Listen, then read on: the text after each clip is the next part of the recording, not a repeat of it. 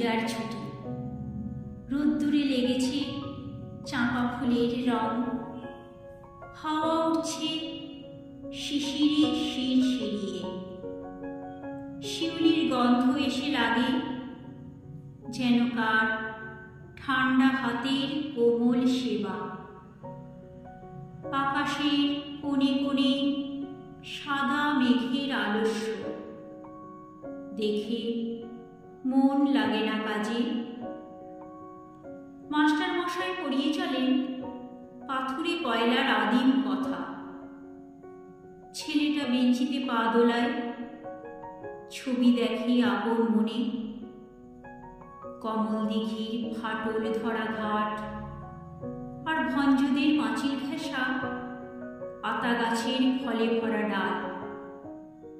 আর দেখে সে মনে মনে তিসির খেতে গোয়ালপাড়ার ভিতর দিয়ে রাস্তা গেছে এঁকে বেঁকে হাটের পাশে নদীর ধারে।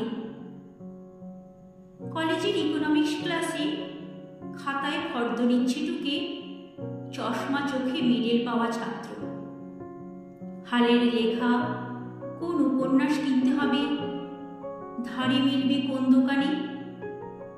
মনে রেখো পাড়ের শাড়ি, সোনায় জড়ানো শাঁখা, দিল্লির কাজ করা লাল মখমলের চটি, আর চাই রেশমে বাঁধাই করা অ্যান্টিক কাগজে ছাপা কবিতার বই।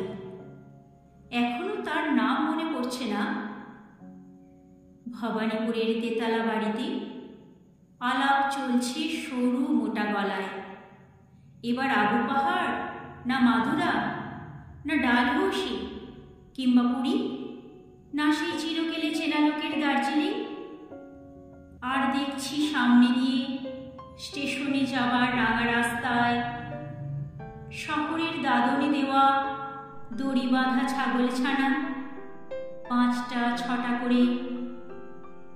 তাদের নিষ্ফল কান্নার স্বর ছড়িয়ে পড়ে কাশের ঝালর দোলা শরতের শান্ত আকাশে।